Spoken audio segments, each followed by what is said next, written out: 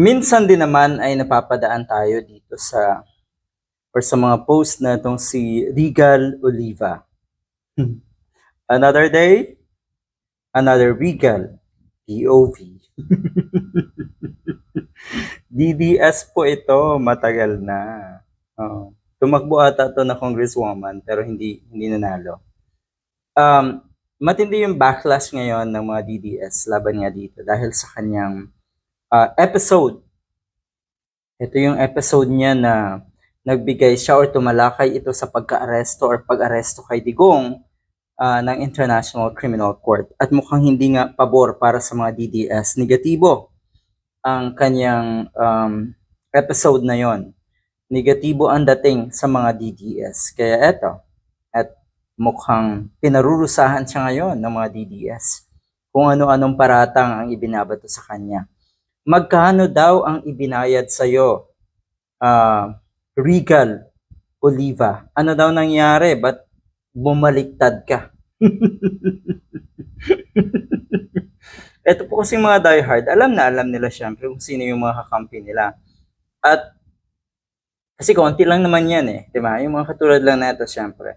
At kung makitaan nila ng konting pagpabor or sabihin na natin, makitaan nila ng mga statement na hindi pabor sa idolo nila na si Digong, ay siguradong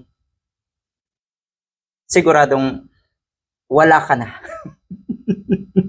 End of your career sa social media. Etong attorney na ito ay mukhang importante sa kanya yung kanyang platform. Kasi kung hindi importante yung bilang, yung followers count mo sa platform mo, kahit siguro naandyan yung backlash, di ba, ng mga DDS, basta totoo at bukal sa puso mo yung sinabi mo, doon ka dapat tumindig, manindigan ka. Pero kasi ang kinatatakot na itong mga ganitong klaseng tao, ay yung suporta or mawala yung suporta ng mga DDS. Kaya nga sinasabi na itong mga DDS na mukhang ginamit lang daw na itong si Regal Oliva ang mga DDS para nga magkaroon siya ng malaking platform. Balikan lang natin yung sinasabing magkano ba ang ibinayad sa'yo. Ang kilala kasi sa larangan ng bayaran ay ang mga Duterte, yung mga nasa paligid ni Digong.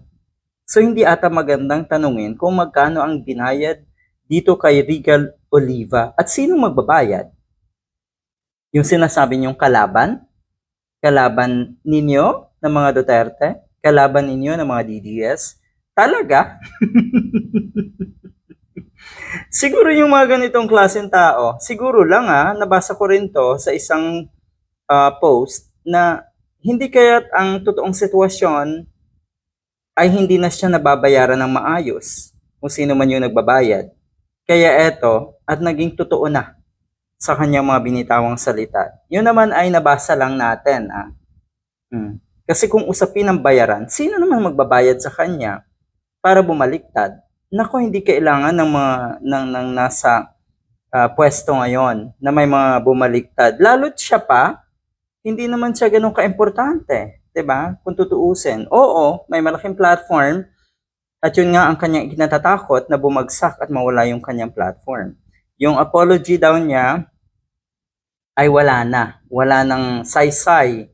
Kasi daw, napakalaki ng damage na ginawa niya sa mga DDS. As if talaga meron pang masisira sa inyo ng mga DDS. Nakakatawa kayo. Pero sige, ganyan Ganyan ang buhay, 'di ba? Masakit talaga ang katotohanan. Masakit sa inyo na hindi positibo ang sinasabi ng mga sinasabi niyong kalaban, natural, kay Digong. Pero sa tingin ko, mas masakit sa inyo na ang isang DDS, kilalang DDS, ay hindi na positibo kay Digong ang sinasabi. At parami ang ganyan.